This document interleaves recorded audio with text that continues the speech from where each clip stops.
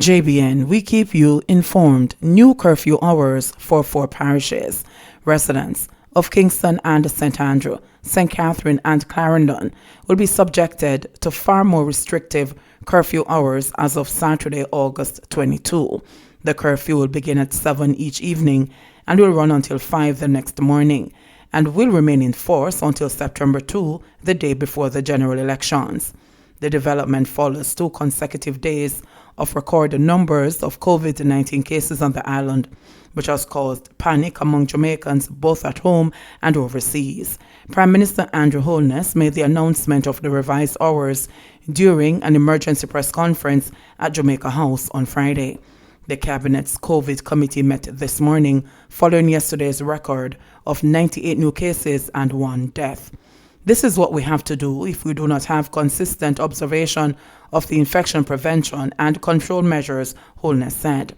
A total of 98 new cases of the coronavirus were reported on Thursday by the Ministry of Health and Wellness. This followed the 46 cases that were recorded the day before. 53 of the new cases that were reported on Thursday are in Kingston and St. Andrew, with 17 in St. Catherine. The central parish of Clarendon, where the community of Sandy Bay is under quarantine, recorded 7 new cases. The eastern parish of St. James, which has recorded more than 100 cases in 3 weeks, and where several communities are under quarantine, was previously placed on the 7 p.m. to 5 a.m. curfew. The rest of the country remains at 11 p.m. to 5 a.m. curfew. Like in St. Thomas, funerals have been restricted in Kingston and St. Andrew, Clarendon and St. Catherine. Churches will be prohibited from holding funerals, conventions, and other civic activities. However, regular church services that adhere to the health protocols will still be allowed to take place. Burials will be allowed to continue, but with strict enforcement of the 15-person rule. The 15 includes the funeral officials and those preparing the grave site. It was outlined that most of the cases were contracted over the Emancipendence holiday. Holness said the police are now working out a strategy of enforcement of the curfew rules, noting that there have been prosecutions for breaches and that this will continue.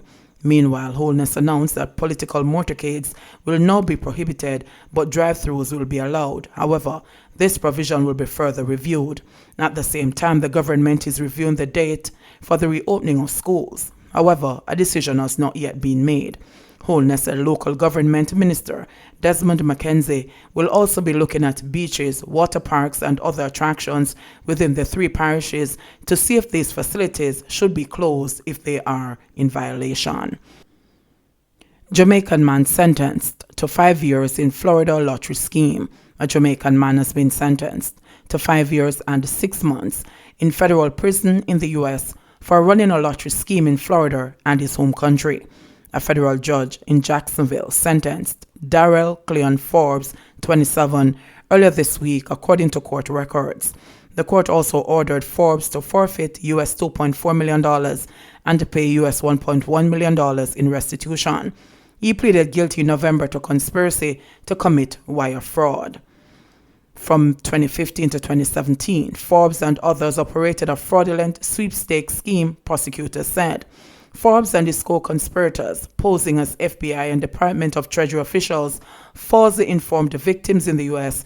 that they had won a prize in a sweepstake and had to pay various fees and taxes to retrieve their prize. The group often targeted the elderly. No victim of the conspiracy ever received a promised prize, investigators said. Forbes and his co-conspirators kept all the money. Westmoreland man involved in illegal firearm dispute charged. A second man involved in a dispute allegedly over a missing illegal firearm has been charged with kidnapping, illegal possession of firearm, and assault at common law following an incident that occurred in Cornwall Mountain District, Westmoreland, on Friday, June 19. The accused has been identified as 31-year-old Delano Leslie, a laborer of Cornwall Mountain District in the parish. The police said 29-year-old Roy Grant, otherwise called Stiggy Roy, a farmer and brother of the complainant, was previously charged with the same offenses in relation to the same matter. Reports are that about 7:30 a.m. on Friday, June 19, Grant and Leslie were among men in the community who had a dispute over a missing gun. They allegedly used the firearm to hit the complainant in his head. They later visited the complainant's home, where they took him from his house into a shortcut, where he was further assaulted and hit with a machete, the police said. A report was made and a warrant executed on Grant on Wednesday, July 29. The police said Leslie was apprehended on Thursday, August 20, whilst reporting at the Ramble police station as a condition of his bail in another matter. They are to appear before the court at a later date. Private school teachers to get one-off payment of $40,000. The government is to provide financial assistance to teachers in the private sector who are affected by the COVID-19 pandemic. Education Minister Carl Samuda says the government has heard the pleas of the leaderships of the Jamaica Teachers Association, JTA, and the Jamaica Independent Schools Association. This will see teachers, of course, receiving a one-off payment of $40,000 each, while support staff will receive $10,000 each, Samuda said on Wednesday, while addressing the JTA's 56th annual conference at the Montego Bay Convention Center in Montego Bay, St. James. In May, Samuda said that the government was not in a position to help these teachers, but this has since changed. We have heard the concerns raised by our private schools and our colleague and friend Owen Speed about private schools need help. Support has been approved for teachers in private schools under the CARE program offered by the Ministry of Finance, Samuda said. The Education Minister reiterated that the Finance Ministry has set aside $50 million to assist students who are not on the program of advancement through health and education path with back-to-school preparation.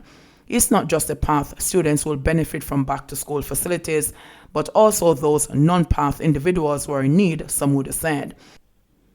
When we requested, initially, the Minister of Finance contemplated the matter and had to do the appropriate checks to ensure that the funding was in place, but he has since agreed that in respect of going back to school and the support for students other than PATH, he would facilitate us by an additional $50 million to support this category of students, he added.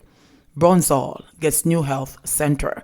Hundreds of residents of Brownsall and the surrounding communities in rural St. Catherine now have access to health services close to their doorsteps. Minister of Health and Wellness, Dr. Christopher Tufton, officially opened the Brownsall Health Center on Wednesday, August 19, which was built at a cost of $24 million through public and private partnership. He said that the facility is equipped and ready to serve residents. It is staffed with about 14 health professionals. Dr. Tufton hailed the various stakeholders who came together to make the project a reality. Chemtech Development and Construction Limited and Omni Industries Limited, whose principals are natives of Brownsall, provided the funds, with the National Health Fund NHF doing the design work, while other entities and individuals provided support in other areas. It is a partnership of half a dozen critical stakeholders that has made this health center possible. With a vision, with commitment, and with the willingness to work with others, there's a lot of good that can be done for people in communities, and this is a good example of it, Dr. Tufton said. The Type 1 Health Facility will serve communities such as Macatree, Marley Hill, Belfield, and Blue Hole. It provides curative services, maternal and child health care, dressing of wounds, immunization, and family planning. It is staffed by one resident midwife, a visiting doctor, and public health nurse, 6 community health aides, and other personnel.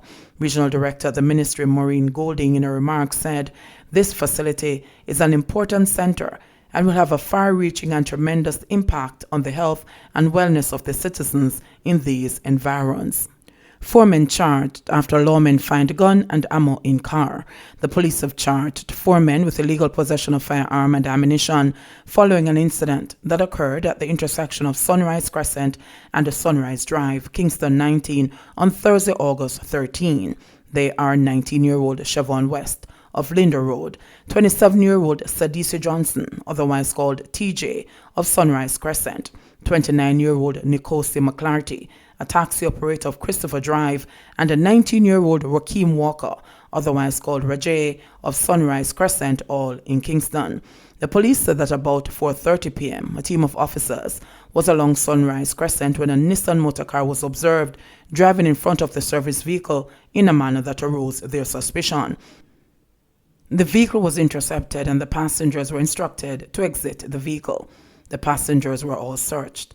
and a brown one-strap bag found to contain one black handle .38 revolver with 3.38 cartridges and one Nenimem cartridge was recovered, the police reported. The men were subsequently arrested and charged following an interview on Thursday, August 20. They are to appear before the courts soon. JBN, we keep you informed. Please remember to subscribe, like, share, leave us a comment and click the notification bell to receive our daily news items.